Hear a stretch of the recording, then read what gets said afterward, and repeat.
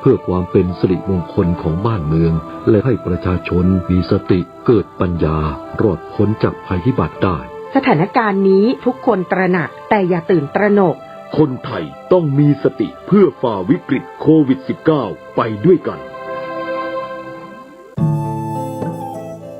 ท่านกำลังติดตามรับฟังสถานีวิทยุกระจายเสียงพระพุทธศาสนาแห่งชาติและสังคมคลื่นเพื่อการศึกษาพระพุทธศาสนาและวัฒนธรรมระบบ FM 104.5 เมกะเฮิรตซ์รายการต่อไปเป็นรายการคดีโลกคดีธรรม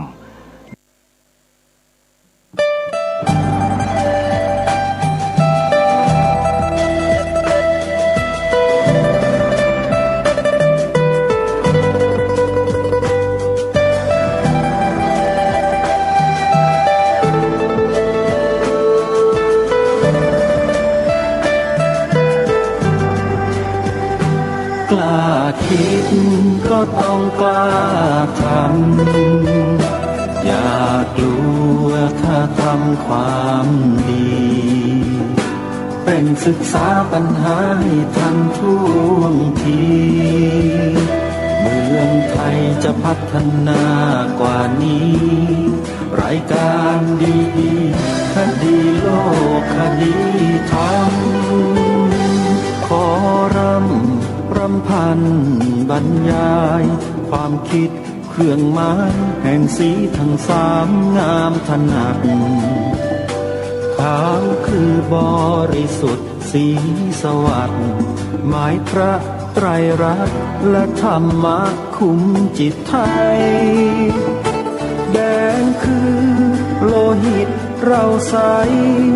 ซึ่งยอมสละได้เพื่อรักษาชาติศาสนาน้ำเงินคือสีโสภาอันจอมประชาถ้าโปรดเป็นของส่วนองค์จับริ้วเข้าเป็นไตรรงค์จึงเป็นสีธงที่รักแห่งเราชาวไทยทหารอวตารนำไปยงยุทธวิชัยวิชิตก็ชูเกียรติสยามประเทศไทยที่เจริญมั่นคงมาได้จนถึงทุกวันนี้มิได้เกิดขึ้นจากความหวาดกลัวอย่างคลาดเขลาแต่บรรพบุรุษไทยของเราทุกยุคทุกสมัยล้วนแต่มีความกล้าหาญและชาญฉลาดปกป้องเอกราชสร้างชาติให้เกิดความมั่นคง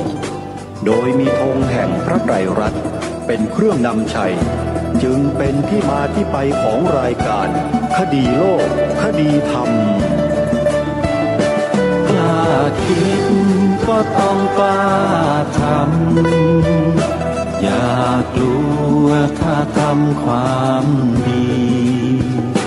เป็นศึกษาปัญหาให้ทันท่วงที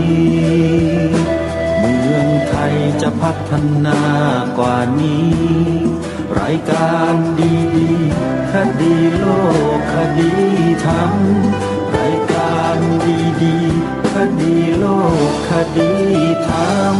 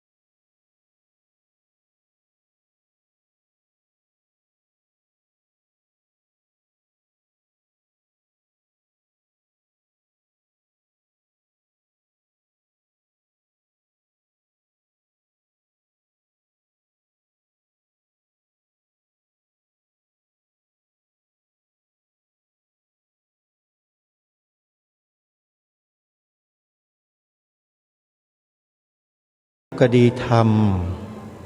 มาพบกับท่านผู้ฟังเป็นปกติทุกวันจันทร์ถึงวันศุกร์และวันเสาร์อาทิตย์ทางสถานีวิทยุแห่งนี้ท่านผู้ฟังสามารถดาวน์โหลดแอปพลิเคชันเพื่อติดตามรับฟังรายการนี้ได้เป็นประจำทุกวันแอปพลิเคชันชื่อว่าสมาพันธ์สื่อวิทยุพระพุทธศาสนาอาเซียนหรือท่านจะเปิดฟังทาง YouTube ก็สามารถพิมพ์ชื่อของสถานีวัดต่างๆลงไปใน YouTube ท่านก็รับฟังสดๆได้เช่นกันหรือแม้แต่ Facebook Live ที่บางสถานีก็ออนแอร์ผ่าน Facebook ก็มีอย่างวัดฝายหินก็ออกอากาศรายการทุกๆรายการออกสดทาง YouTube ท่านผู้ฟังก็สามารถเข้าไปกดติดตาม Facebook ก็ดีหรือจะเป็น YouTube ก็ดีของวัดฝายหินได้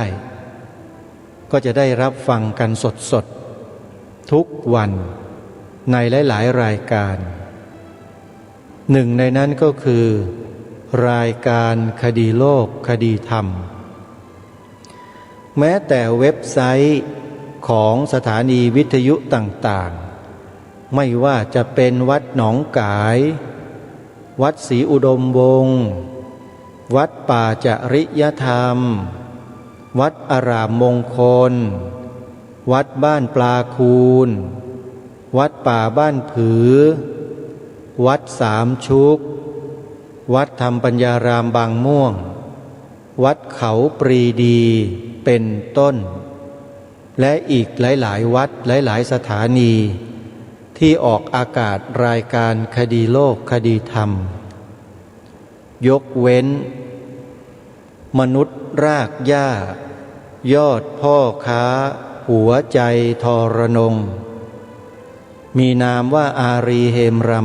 ำอันนี้ต้องไปฟังที่ร้านค้าในตลาดนัด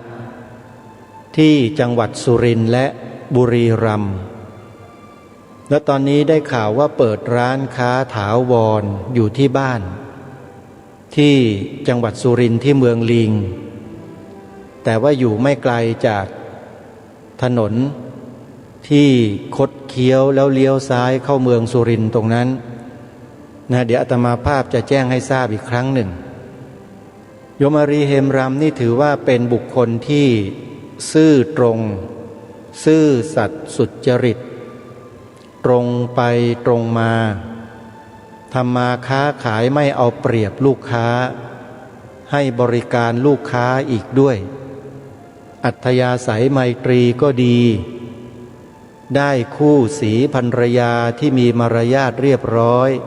เป็นคนอ่อนน้อมถ่อมตนโยมวันทองเฮมรำอาตมาภาพบอกได้เลยว่าจะหาบุคคลเช่นโยมารีเนี่ยหาได้ไม่ค่อยง่ายนักนานๆจะเจอสักคนหนึ่งในจำนวนหลายๆร้อยหลายๆพันคนขอให้รักษาความดีดุจเกลือรักษาความเค็มเอาไว้นะพวกเราท่านทั้งหลายอย่าให้อะไรมาทำลายความดีของเรารายการคดีโลกคดีธรรมยึดหลักซื่อกินไม่หมดคดกินไม่นานแต่คนเราถ้าจะทำให้ได้ตามภาษิตดังกล่าวนี้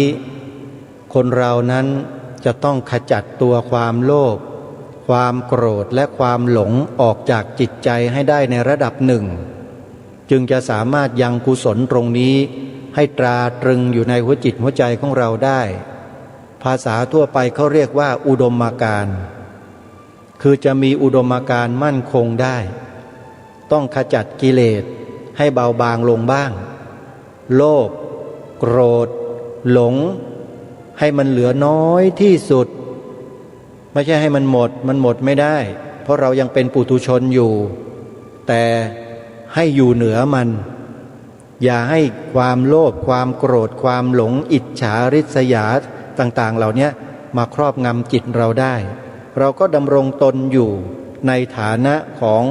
ผู้ซื่อสัตย์สุจริตในสังคมในโลกเบี้ยวๆใบนี้ได้แล้วเราก็ต่อสู้กับสิ่งไม่ดีไม่งามทั้งหลายกันต่อไป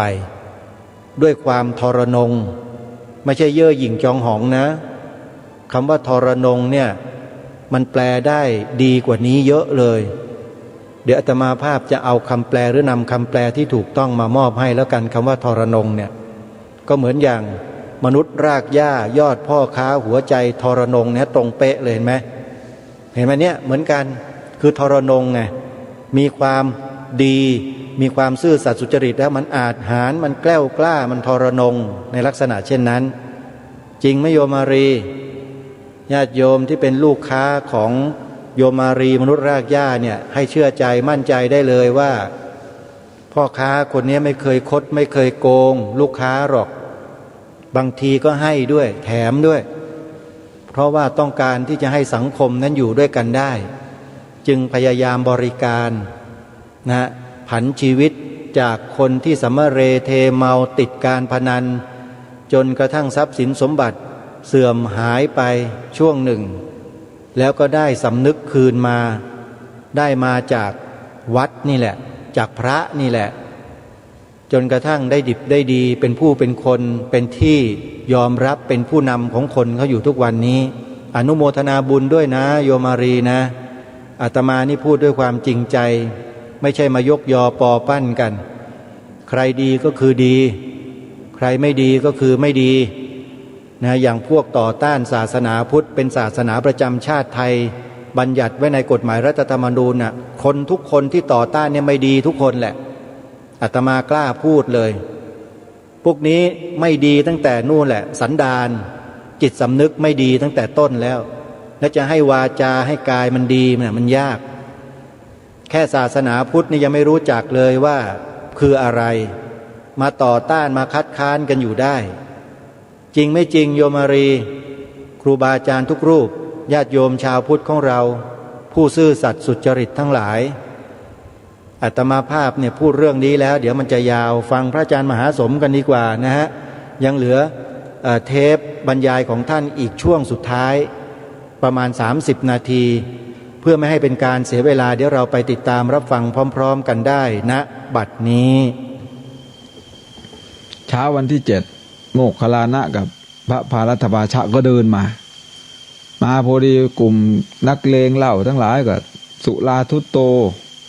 มานั่งดื่มเหล้ากันพวกนักเลงเหล้าก็คุยกันว่าโอ้ยมันไม่มีดอกอรหันต์ในโลกนี่อรหันต์อรหันต์น่ะมันไม่มีดอกเศรษฐีห้อยบาทไว้สูง60 ศอกนี่ตั้ง7 วันผ่านมาแล้วยังไม่มีใครเหาะเอาเลยอาโมกขลานะถ้าก็เลยพูดกับพารัตถวาชะว่าสุตตันเตอายสมาภารัตถวาโชอิเมสังวจนังพุทธศาสนังปริคันหันตาวิยะวัฏันติเจ้าฟังเบิงตีแล้วท่านพารัตถวาชะนั่นมันกำลังพูดดูถูกศาสนาเราได้นั่นนะให้เจ้าเหาะเอาแนวว่าซั่นให้เจ้าเหาะเอาแนวท่านพารัตถวาชะก็รู้สึกว่าได้รับเกียรติอันยิ่งใหญ่เพราะปกติแล้วการเหาะน่าจะเป็นขุนพลระดับโมคคัลลานะอยู่แล้วพระพุทธเจ้ายกย่องให้ระดับเทียมเท่าพระองค์แล้วก็ใส่หัวแม่ตีนแล้วสะกิดขี้ดินน้อยเดียวปิ้วเหาะอาบาดหิวลงมาด้วยท่าทางสง่างามมากเศรษฐีมองเห็นสาธุสาธุสาธุสาธุนิมนต์พระเถระทั้ง2 รูปไปฉันข้าวที่บ้านคนบางส่วนเห็นบางส่วนไม่เห็นมันส่วนที่ไม่เห็นนี่แล้วมันเป็นทุกข์บัดนี้อยากเห็นอยากนำมาเบิ่งพระเหาะเราอยากเห็นคนเหาะเราอยากเห็นคนเหาะเราอยากเห็นคนเหาะแล้วมันกอมอบมานำทางมันเจือเผื่อมาแห่กองเหย้ามานำทางอันนี้คอยว่าเอาเองเด้อตัวนี้ มาถึงวัดเสียงโวกเวกโวเวพระพุทธเจ้าก็เลยถามอานนท์มาดูก่อนอานนท์เสียงใครเยอะแยะเหมือนชาวประมงแย่งปลาแย่งหาปลาอานนท์ก็เลยออกไปดูแล้วก็เข้ามารายงานว่าข้าแต่พระองค์ผู้เจริญ ชาวเมืองเมื่อเช้านี่ไม่ได้ดูพระเหาะอยากเห็นพระเหาะว่าอย่างนั้นพระพุทธเจ้าก็เลยสอบสวนทวนถามว่าใครไปเหาะเอาอะไรที่ไหนยังไงพอได้ความแล้วพระพุทธเจ้าท่านก็ตักเตือนว่าต่อไปนี้อย่าไปเหาะอีกเหาะโดยไม่สมเหตุไม่สมผลนี่อย่าไปเหาะการเหาะลักษณะนี้มันเป็นเรื่องที่น่าอับอายดุจดังสตรีผู้แสดงของลับให้บุคคลอื่นเห็นเนี่ยพระพุทธเจ้าเปรียบเทียบต่ำขนาดนั้นคุณพิเศษอันนี้คือคุณพิเศษที่เกิดขึ้นจากธรรมคนเหาะเหินเดินอากาศได้นั้นมันไม่ใช่เรื่องแปลกมันก็อยู่ที่คุณธรรมคุณสมบัติมันมีการเห็นผีเห็นเทวดาการดำดินการเดินบนน้ำการเดินเข้ากองไฟการเดินทะลุฝาทะลุกำแพงมันไม่ใช่เรื่องแปลกเป็นเรื่องปกติสำหรับผู้มีอิทธิฤทธิ์นั้นแต่ก่อนว่าเรื่องเครื่องบินน่ะมูเฮางึดสิตายมันบ่ล่ะซุมื้อเห็นบ่ล่ะยิ่งบริษัทคองคอร์ดน่ะเขาจะทำเครื่องบินให้มันตกเขาเลยงดแต่เขาว่าจะฟื้นฟูใหม่บักไว้กลัวเสียงอ่ะเขาพูดเล่นๆกันว่าจะนั่งเครื่องบินมาจากอเมริกามาฉันข้าวมาฉันเช้าเมืองไทยเนี่ยสบายมากหรือจะนั่งเครื่องบินจากเมืองไทยไปฉันเพลที่อเมริกานี่สบายมากจากเช้านี่นะเพราะบริษัทคองคอร์ดเนี่ยก็จะทำขึ้นมาใหม่อีกจะรื้อฟื้นระบบขึ้นมาใหม่ความเร็วของมันเฮาบ่เงิดบ่เล็กมันลอยขึ้นต่อหน้าต่อตานี่ไหมเงิดบ่แม่ใหญ่เจ้าเงิดคือข่อยบ่ข่อยไปนั่งถ่าเครื่องบินอยู่สนามบิน LA นะโอ้ยมักเบิ่งแอร์บัสยุโรปเนี่ยเขาใช้ก่อนเราแล้วครับตั้งแต่เสร็จผลิตออกมาใหม่ๆขณะที่ไปนั่งรอเครื่องบินผมรู้ว่ามันคนสิไปนั่งถ่าเครื่องบิน 3-4 ลำเดียวครับหลายกว่าคนหลายกว่าเด็กหน่อยเขาแถวในสนามโรงเรียนซื่อมือนักเรียน500-600บ่ค่อยมีล่ะเด้คุมกำเนิดเนี่ยแต่ก่อนนี่มี 500-600เนี่ยเดี๋ยวนี้ก็มีอยู่หรอกโรงเรียนใหญ่ก็ยังมีอยู่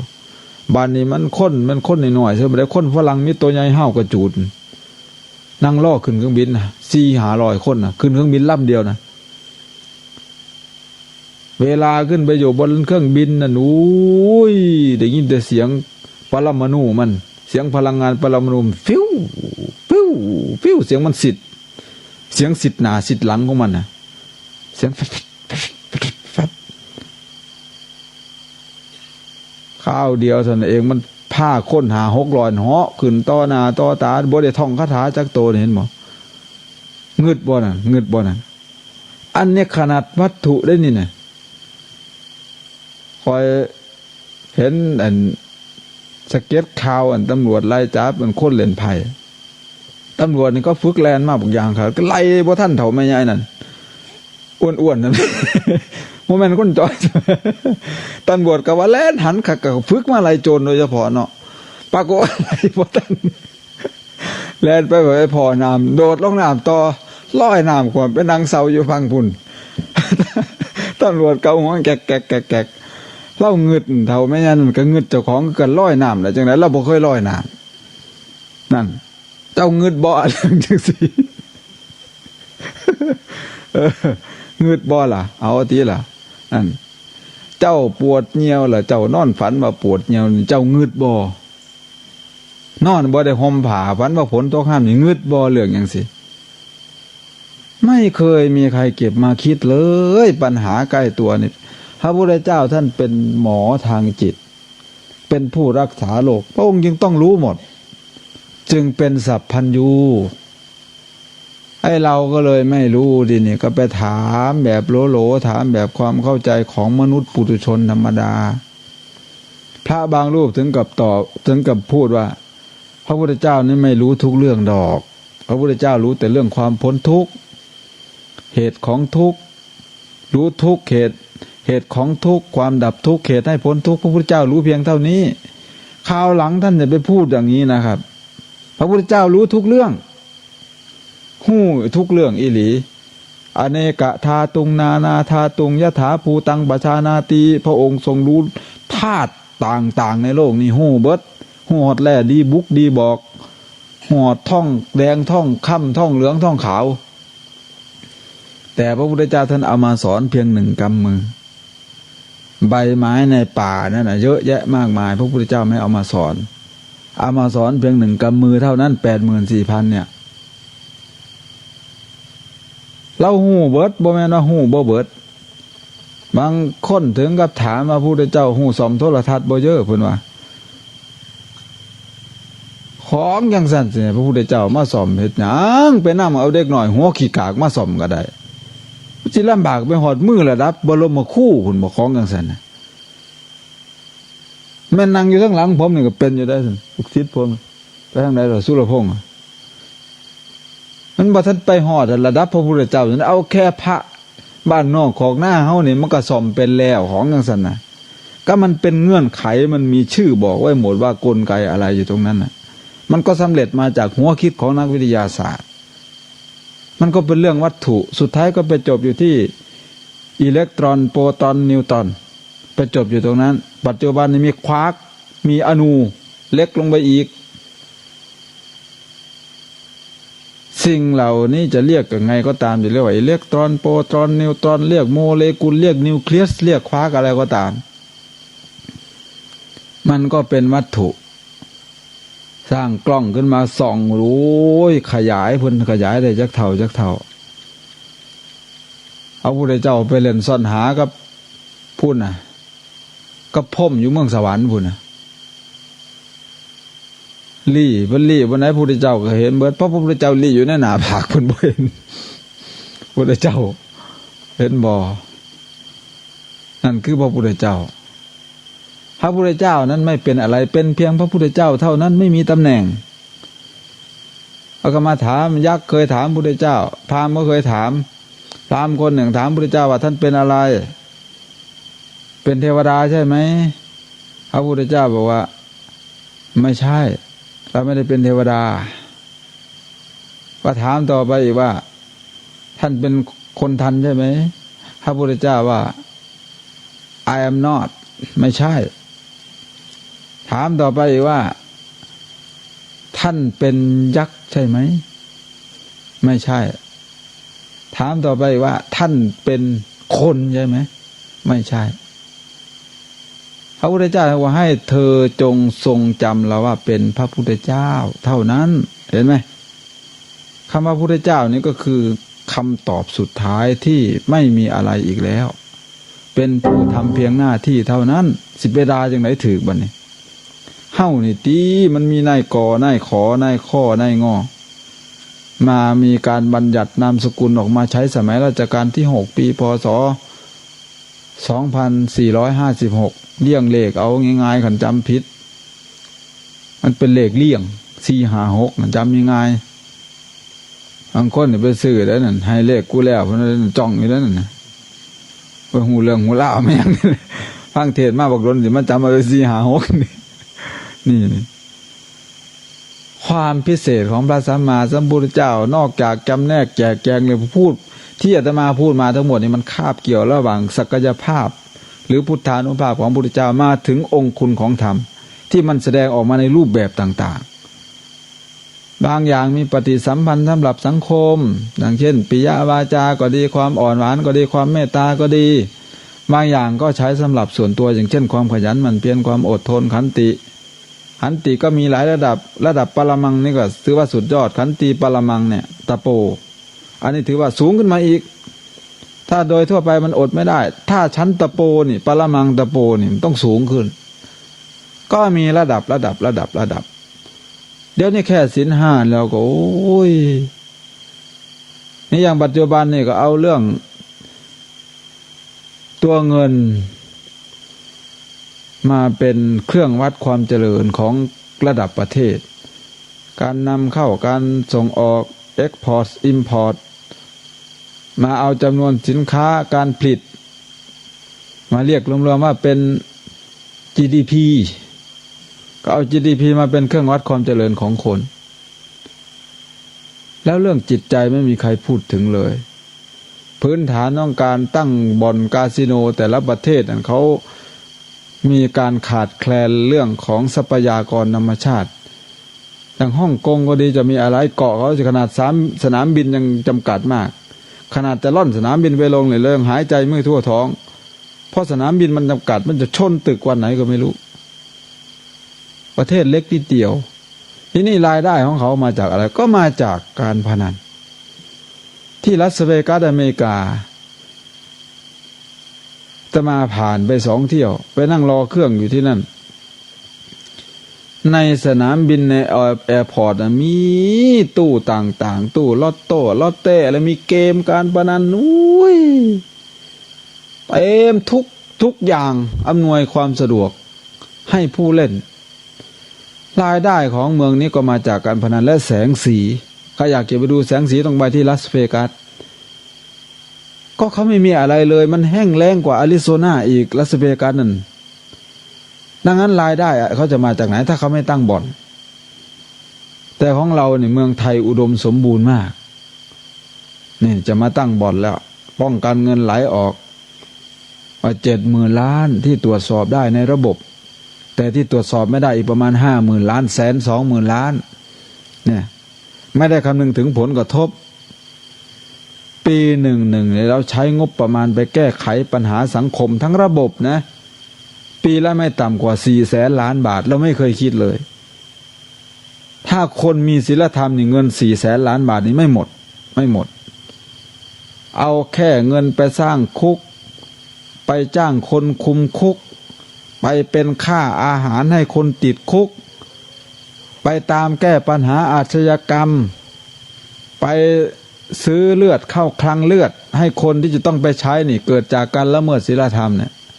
ปีหนึ่งนี่หมดไปรู้เท่าไหร่สั่งตัวยาเข้ามารักษาโรคเอดส์ปีหนึ่งเท่าไหร่จากคนขาดละเมิดศีลธรรมไม่รู้จักสำรวมไปเที่ยวซ้ำซ้อนพอเกิดปัญหามาเป็นยังไงเงินภาษีประชาชนเหมือนเดิมบอกคิดได้ตัวนี้อาตมาจึงบอกว่าถ้าจะพูดถึง GDP มันก็ต้องพูดถึง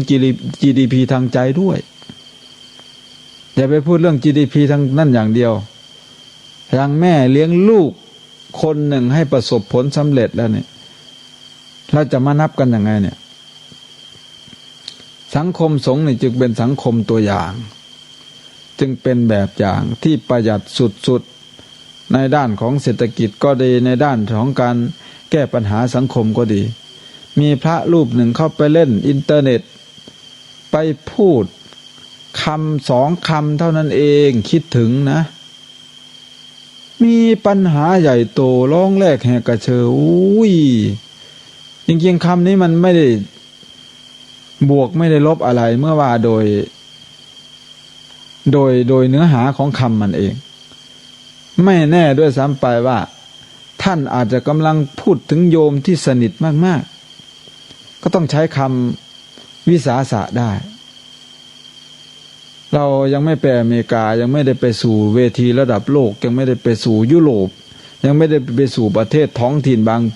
บางสถานที่ยังไม่ได้ไปชุมระดับโลกนี่เรายังมองไม่ออกปัญหาพวกนี้อาตมาเนี่ยรู้สึกแอนตี้มากเวลาเห็นพระขับรถ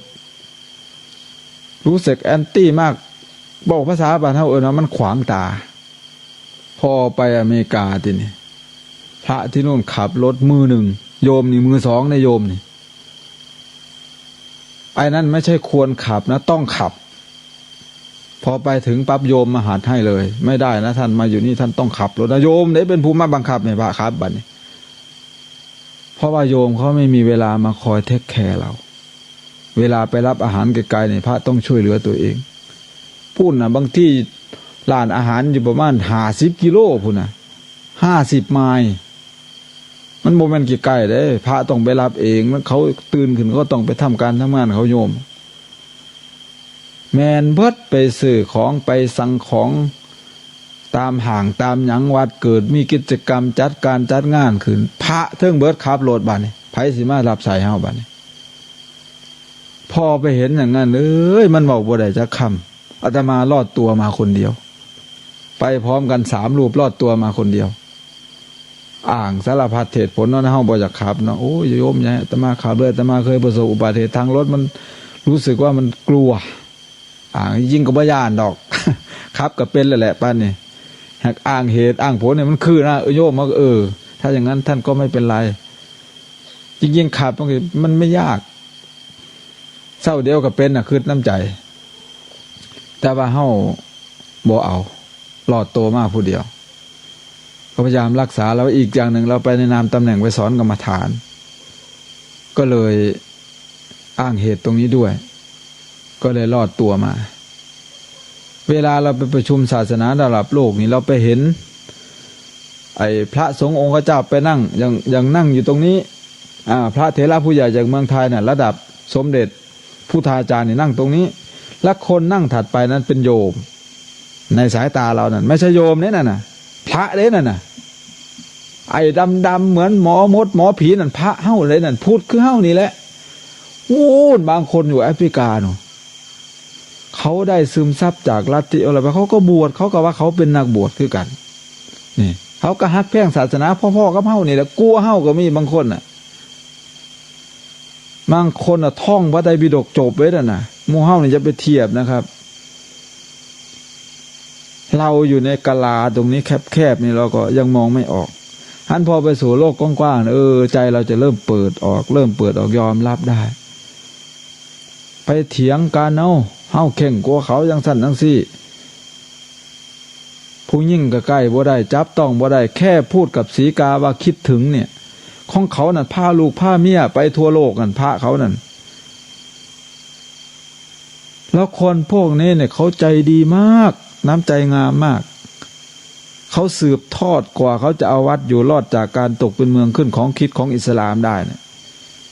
ทั้งลูกทั้งเมียเขานั่นก็บ่แม่นว่าบุคคลกี่กระจอกได้ผู้เป็นลูกเป็นเมียเก่งกว่าพระบางรูปนะครับจะบอกให้เก่งกว่าพระเมืองไทยบางรูปนะเมียพระนะ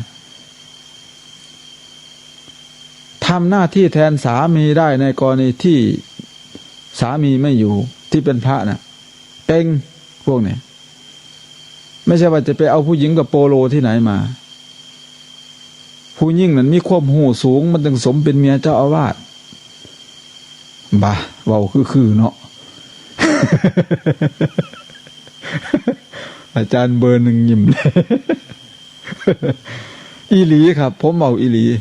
อันนี้คือประสบการณ์ที่ผมไปทั่วโลกมาแล้วที่นี่ก็พระสงฆ์ไปประชุมนี่ที่ไต้หวันเนี่ยประชุมใหญ่ระดับโลกปีที่ผ่านมานี่เองเขาก็ถาม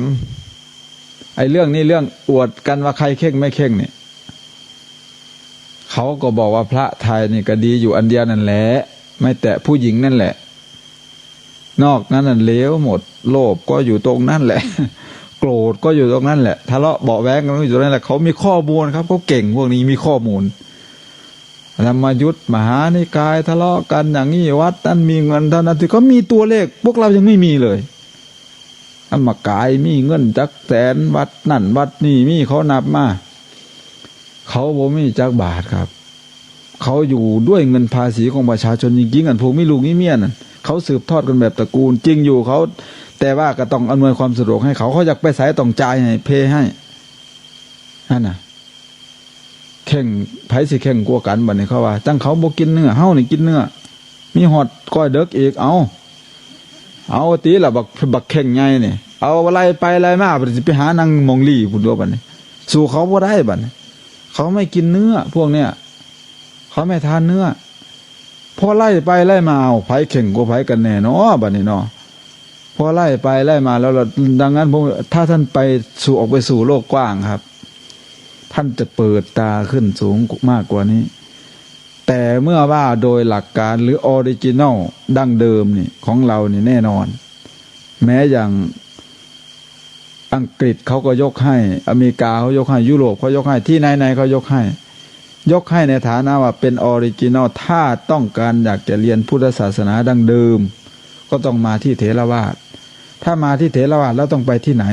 ศรีลังกาพม่าไทยก็ต้องมาที่เมืองไทยทำไมจึงมาที่เมืองไทยเพราะว่าเมืองไทยไม่เคยตกเป็นเมืองขึ้นยังรักษาของดั้งเดิมไว้ได้อยู่เนี่ยอันตรงนี้เราได้ดีคะแนนเราดีตรงนี้แต่เราในปัจจุบันในการฟื้นฟูการสั่งสอนพุทธศาสนากฎหมายไม่มีเคยรองรับสถานะความเป็นชาวพุทธสมเกียรติเลยไม่มีเลยเมื่อปีที่แล้วผมไปพูดหน้าสภาอัดเทปกันซีดีไปทั่วประเทศ วันที่11คนออกมาเยอะๆนั่นแหละวันนั่นแหละผมนี่แหละขึ้นเป็นมือวางบางคนอาจจะนั่งโอ้นี่บ่หัวหน้าม็อบนั่งอยู่ ไม่ใช่ดอกมีใบสั่งเข้าไปวันที่9นะขอตัวกลับแล้วเพราะคิดว่าวันที่11นี่เราคงไม่มีเวทีขึ้นเพราะว่าคนมาเยอะระดับ30,000 ถึง 40,000เนี่ยเราคงไม่มีเพราะว่าระดับต้องเป็นบิ๊กคงจะได้พูดน่ะที่ไหนได้อาจารย์เจ้าคุณท่านกระซิบบอกว่าไม่ได้นะท่านนี่ต้องเป็นมือวางนะแต่ผมจะให้พระผู้ใหญ่ขึ้นก่อน2 รูปในฐานะที่ท่านมีสมณศักดิ์เจ้าคุณเทพกวีขึ้นเป็นรูปแรกแล้วก็อาจารย์เจ้าคุณถาวรจำสมณศักดิ์ท่านไม่ได้ขึ้นเป็นรูปที่2ผมนี่เป็นรูปที่3ขึ้นเป็นรูปที่3จริงๆก็มือ1นั่นแหละเพิ่นกระซิบตอนนี้ผมไม่ได้พูดเอาเองคือท่านเหล่านั้นเท่าที่ผมไปฟังดูท่านก็อยากได้แล้วก็ด่าเขาอย่างเดียวน้อยอกน้อยใจว่าเมืองไทยเท่านั้นเท่านี้มีสถิติเท่านี้โอ้ถ้าพูดอย่างนี้เหตุผลมันอ่อนมากแต่เวลาขึ้นพูดเนี่ยผมจะพูดเป็นเชิงว่าบัญญัติดียังไงไม่บัญญัติดียังไงแล้วก็พูดเป็นตัวเลขเป็นสถิติว่า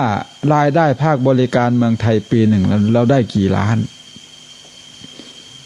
ในจำนวนภาคบริการเหล่านั้นน่ะผมยกประเด็นเดียวเพียงท่องเที่ยวเมืองไทยมีมรดกโลกอยู่4 ชิ้นในจำนวน2 ใน 4นั้นเป็นศาสนสถานอย่างสุโขทัยอยุธยารายได้ที่ได้จากภาคบริการการท่องเที่ยวได้จากศาสนาอันดับ1ส่วนได้จากทะเลน้ำตกท่องเที่ยวนั้นเป็นระดับรองๆลงไปอันนี้ก็เรียกว่าสู้กันด้วยหลักการทีนี้เราก็ยกตัวอย่างที่เขาพยายามอ้างมาเสมอว่ายกตัวอย่างไอร์แลนด์เหนือบ้างอย่างในประเทศอังกฤษบ้างอย่างในกรณีที่2 นิกายต่อสู้กันระหว่างคาทอลิกกับโปรเตสแตนต์ในยุโรปแล้วก็พูดถึงสงครามศาสนาในสถานที่ต่างๆยกขึ้นมาอ้างหลักนี้เขาเรียกว่าพูดแบบข้อมูลนอกงานมิตรจับไม่ขึ้นได้พ่อแม่สวอย่างไรกับบ่ยังสเครียดให้เขาแห้งว่าแต่เขาบ่บัญญัติในพุทธศาสนาเป็นศาสนาประจำชาติบ่เป็นถ้าเขาให้ผมก็บ่ให้กันมันเครียดนะด่าเป็นตะเคียดเอาโพดด่าเขาจะได้กับบ่ยังบางองค์นั่นอุ้ยไปอ้างแต่ว่านายหลวงก็นับเป็นพุทธมามกะเมืองไทยนับถือศาสนาพุทธ 94.2% อันนี้มันโหลแล้วข้อมูลมันนี่เขาฟังเขาก็ฟังซื่อๆแต่ถ้าเราไปอ้างเป็นตัวเลขว่ารายได้จากศาสนาพุทธหรือศาสนาพุทธช่วยสังคมได้ในกี่แง่เราก็ย่อยออกไปเราตั้งกระทรวงมาเนี่ยแต่ละชื่อกระทรวงนี่เป็นชื่อภาษาบาลีทั้งหมดในสมัยก่อนรัชกาลที่5นี่ท่านให้ความยุติธรรมไม่หวาดไม่ไหวเพราะองค์มีอยู่เพียงคนเดียวก็ตั้งกระทรวงยุติธรรมขึ้นมาเพื่อที่จะเจือจานความยุติธรรมไปสู่สังคมและไอ้ข้ามายุติธรรมมาจากไหนยุติธรรมคืออะไรแล้วก็ไขความออกไปขนาดประเทศที่ไม่ได้นับถือศาสนาพุทธเลยอย่างประเทศอัฟกานิสถานในปัจจุบันเนี่ยรูปของพระพุทธเจ้าเหลืออยู่เพียงหินยืนอยู่เท่านั้นก็หารายได้เข้าประเทศช่วยเหลือประเทศนั้นๆที่โบโรพุทโธเป็นมรดกโลกที่ประเทศอินโดนีเซียเขาก็ไม่ได้นับถือศาสนาพุทธเลยเขาทำลายชาวพุทธย่อยยับที่ตรงนั้นเหลือเพียงซากหักพลังล่องรอยของพระพุทธเจ้าก็ยังหารายได้เข้าประเทศนั้นเลี้ยงประเทศนั้นทั้งที่พระพุทธเจ้านั้นเป็นคนพุทธเขาเป็นอิสลามห้อยตีนพระพุทธเจ้าก็ยังเลี้ยงคนอิสลามได้เบิ่งตีหรอบ่ต้องไปว่าฮอดตัวเป็นๆการพูดลักษณะนี้ก็เลยว่าพูดแบบเชิงโต้วาทีแบบข้อมูลต่อข้อมูลขณะที่ผมขึ้นพูดใหม่ๆนะผมได้รับเอกสารตั้ง 5-6 ชิ้นผมไม่รู้ว่ากลุ่มไหนเป็นกลุ่มไหนบางกลุ่มนั้นบอกว่ากรุณาสรุปได้แล้วมีผู้ใหญ่จะพูดต่อผมมองเห็นกระดาษแวบๆสั้นๆกระดาษอีกแผ่นหนึ่งนั้นกรุณาอย่าพูดพาดพิงอย่างผึ่งวาไปเนาะหลายฉบับ5-6 ฉบับอยู่ในมือผมกำแน่นเลยผม ผมไม่อ่านต่ออีกบ่สนใจกูใดไม่แล้ว คือในสถานการณ์อย่างนั้นมือที่3เยอะจริงๆเราอย่าวอกแวกนะครับสถานการณ์อย่างนั้นวอกแวกไม่ได้สะกดคนตั้ง10 กว่านาทีผมพูด45 นาทีถือว่านานมากได้พูดนานกว่าเพื่อนนอกจากพระผู้ใหญ่2 รูปนั้นพูดน่าจะประมาณจากองค์ละ25 นาทีผมพูดประมาณ45 นาทีตึงกว่าจะตึงคนได้เงียบนี่พูดเป็นหลักการเนี่ยโอ้โหคนฟังดีบ่มีแซวบ่มีหยังนั่งสนิทผมก็ได้ที่ละย่ำบัดนี้แสนญาณุภาพพุทธเจ้าขนาดเหลือเพียงห้อยตีนซื่อๆยังเลี้ยงคนทั้งประเทศได้นะคน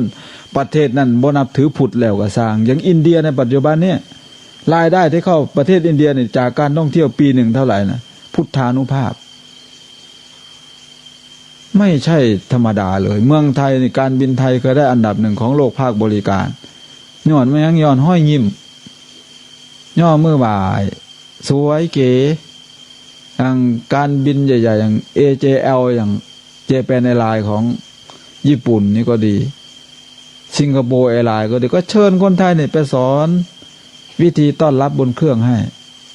ทั่วโลกเดินกระหันมาเอาแบบมารยาทไทยไปจากไหนพื้นฐานเหล่านี้เขาก็เว้าเรื่อง GDP เศรษฐศาสตร์ทางใจให้เขาฟังพุทธเจ้านี่ศักยภาพพุทธเจ้าทั้งหมดพวกเราเนี่ยเพียงแค่ห่มผ้าเหลืองโกนผมเดินเข้าไปในบ้านนี่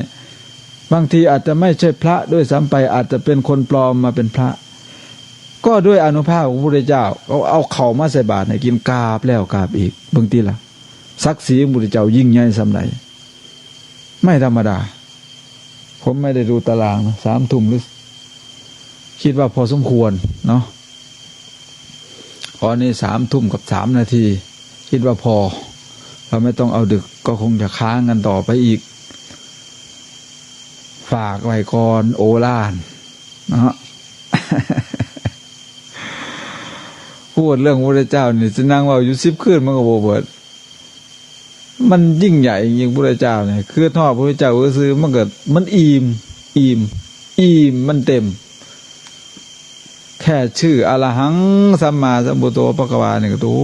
อ้ยยิ่งใหญ่อีหลีเอาล่ะก็ขอตั้งกัลยาณจิตอันเป็นกุศลจิตอันดีจิตอันงามอันนี้รวมทั้งคุณงามความดีของเราทั้งหลายที่ร่วมกันบำเพ็ญมาจงเป็นตบะเป็นพลังเป็นอำนาจแผ่ปกคลุมสังคมของเราให้เกิดความสงบร่มเย็นในระดับส่วนตัวระดับสังคมลูกหลานขอให้ท่านทั้งหลายนั้นมีอายุวรรณะสุขภละมีฐานะสารสมบัติโดยทั่วกันทุกท่านทุกคนเถิด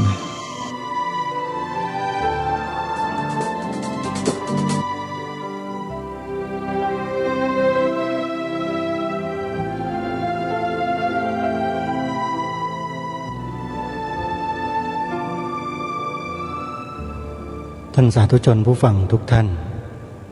ที่จบไปนั้นเป็นเทปธรรมบรรยายเรื่องอานุภาพแห่งธรรมโดยท่านพระอาจารย์มหาสมศิริปัญโยผู้มากไปด้วยประสบการณ์ความรู้ในหลักธรรมคำสอนทางพระพุทธศาสนาทั้งภาคปริยัติและภาคปฏิบัตินอกจากนั้นความรู้รอบตัวของท่านมีไม่น้อยเลยจากประสบการณ์จากการที่ท่านเดินทางปฏิบัติรอนแรมไปตามป่าเขาไปสถานที่ต่างๆไปในต่างประเทศได้พบปะผู้คน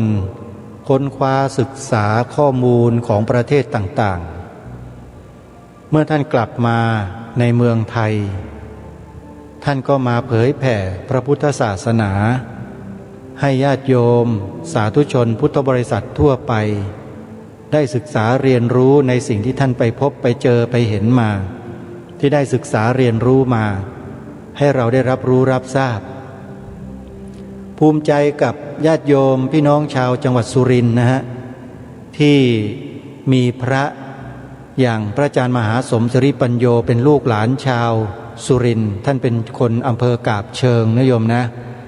อาตมาภาพเองนั้นตระกูลอยู่ที่อำเภอจอมพระจังหวัดสุรินทร์เหมือนกัน แต่ไม่เคยอยู่ที่นั่นเกิดกรุงเทพโตกรุงเทพมากลายเป็นคนกรุงเทพเพราะว่าบิดามารดามาทำมาหากินมารับจ้างอยู่ในกรุงเทพมหานครฝั่งธนบุรีก็เลยกลายเป็นคนกรุงเทพไปแต่จิตใจนั้นถูกหล่อหลอมด้วยบิดามารดาซึ่งเป็นชาวชนบท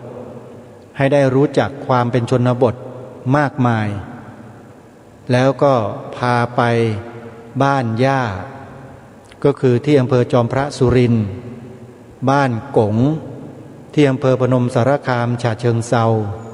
ฝ่ายแม่ก็ได้ศึกษาเรียนรู้มีประสบการณ์กับผู้คนที่อยู่ตามชนบทได้พบปะได้สนทนาได้ร่วมกิจกรรม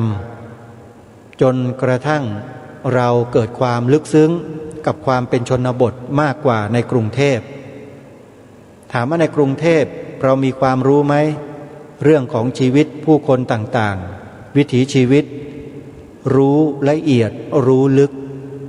เพราะอยู่ที่นี่คือกรุงเทพมาตั้งแต่เกิดแต่สุดท้ายแล้วท่านสาธุชนผู้ฟังทุกท่านนะฮะชีวิตคนเราเนี่ยมันจบลงที่จุดหมายเดียวกันทุกคนเลยไม่เว้นแม้แต่องค์พระสัมมาสัมพุทธเจ้าก็จบลงที่นี่คือตายสิ้นชีวิตไม่ว่ายากดีมีจนไม่ว่าจะอยู่ในฐานะใดก็แล้วแต่จบลงที่นี่หมดจะอยู่ในภพภูมิใดในสวรรค์วิมานไหนอยู่บนชั้นพรหมอะไรจบด้วยการตายกันทั้งหมดพรหมก็ตายเป็นนะไม่ใช่ตายไม่เป็นนะโยมแล้วยังจะต้องเวียนลงมาเกิดในชั้นที่ภพภูมิที่ต่ำกว่านี้อีกเพราะมีกรรมอยู่กรรมเก่าเนี่ยยังไม่ได้สนองไม่เป็นความปลอดภัยองค์สมเด็จพระสัมมาสัมพุทธเจ้าตรัสไว้ว่ามันไม่ใช่เป็นความปลอดภัยหรอกเวียนว่ายตายเกิดซ้ำๆซากๆอยู่อย่างเนี้ยพระพุทธองค์จึงทรงเสนอทฤษฎีอมตะถาวรก็คือนิพพานทรงได้สัมผัสด้วยพระองค์เองแล้วก็ทรงประทานให้แก่เหล่าบรรดามนุษย์มนาทั้งหลายอย่างพวกเราเนี่ยได้เดินตามรอยพระพุทธองค์เพื่อเข้าไปสู่อมตะธรรมคือพระนิพพานถ้าหากยังเข้าไม่ถึงบอกยังไงก็ไม่รู้หรอกโยมอาตมาภาพก็ยังไม่รู้เป็นยังไงเนี่ยต้องปฏิบัติเข้าไปให้ถึงและแนวทางปฏิบัติพระพุทธองค์ก็ทรงวางไว้แล้วอริยมรรคมีองค์8เท่านั้นใครปฏิบัติตามมรรค8โลกนี้ไม่สิ้นจากพระอรหันต์พระพุทธเจ้าตรัสไว้นะอาตมาภาพไม่ได้พูดเองนะโยมเพราะฉะนั้นครูบาอาจารย์เราไม่ว่าใครก็แล้วแต่ที่ทางรายการได้นำมาเปิดให้ฟังเนี่ยฟังเถอะมีประโยชน์ที่จะนำเราไปสู่หนทางอันเป็นอมตะนี้ได้จริงๆวันนี้เวลาของรายการหมดลงแล้วพบกันใหม่ในวันพรุ่งนี้ขอความสุขสวัสดีในธรรมแห่งองค์สมเด็จพระบรมศาสดาสัมมาสัมพุทธเจ้าจงปรากฏเกิดมีขึ้นในจิตใจของท่านผู้ฟังทุกท่านทุกคนเทอญขอเจริญ